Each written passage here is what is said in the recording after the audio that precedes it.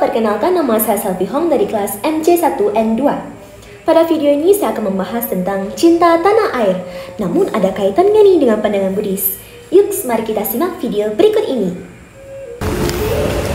Oh, ini sweet nih. Iya. Sweet. Wah, lagi kok hamil ah? Ini orang lagi kok batik ah. Oh, batik. Emang zaman sekarang masih zaman ya langsing batik ah? Zaman lah. Ya, ini aku ceng sih, tapi chong sam mai sih.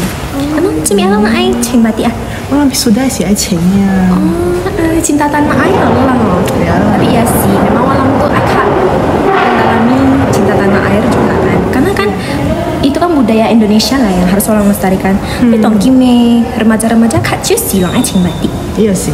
Berarti lang ai dia ini lah ha. Iya, ini modalnya su. Iya sih. Ekoplo juga loh. Iya. Lah itu juga oh. Saya sih, tahu lang sakai lang. Wisuda sih wala ceng. Sebagai warga negara Indonesia, pastinya kita sudah tidak asing lagi dong dengan kata cinta tanah air. Karena seperti yang kita ketahui, negara Indonesia adalah negara yang terkenal dengan keragaman budaya bangsa yang sangat indah. Di sini saya akan membahas apa sih itu cinta tanah air, dan dalam pandangan Buddhisme, apakah cinta tanah air itu diperlukan? Nah, untuk mendapatkan informasi yang lebih akurat, maka saya akan melakukan wawancara dengan seorang narasumber yang sudah terpelajar dan telah mendalami ajaran agama Buddha. Nah, sekarang ini saya telah menghadirkan seorang narasumber yang telah mendalami ajaran agama Buddha dan juga telah memenangkan cerdas cermat SIPA Dhamma Samaja tingkat nasional. Mari kita berkenalan dulu dengan narasumber kita.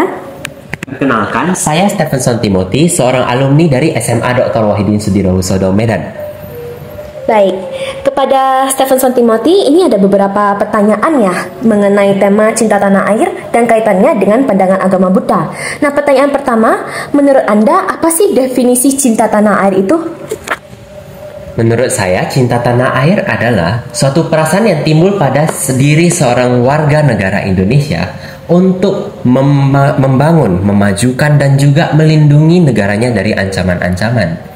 Baik. Kemudian pertanyaan kedua, apakah sebagai seorang Buddhisme, cinta tanah air itu diperlukan?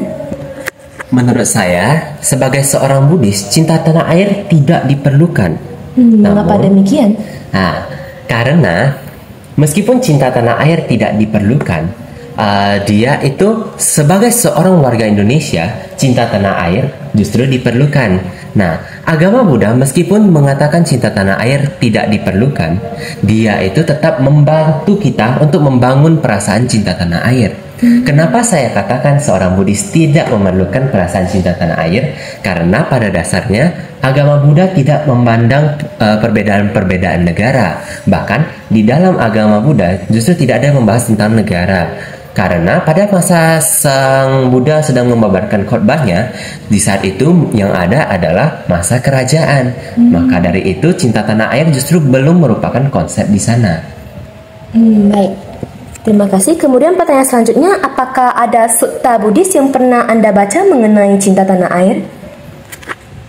Salah satu kutipan yang pernah saya baca mengenai yang dapat membantu kita menumbuhkan perasaan cinta tanah air adalah pada bagian Winaya Pitaka bab 2 ayat 139, di mana Sang Buddha mengatakan, "Para bikhu, aku izinkan untuk mempelajari Dharma dalam bahasamu sendiri."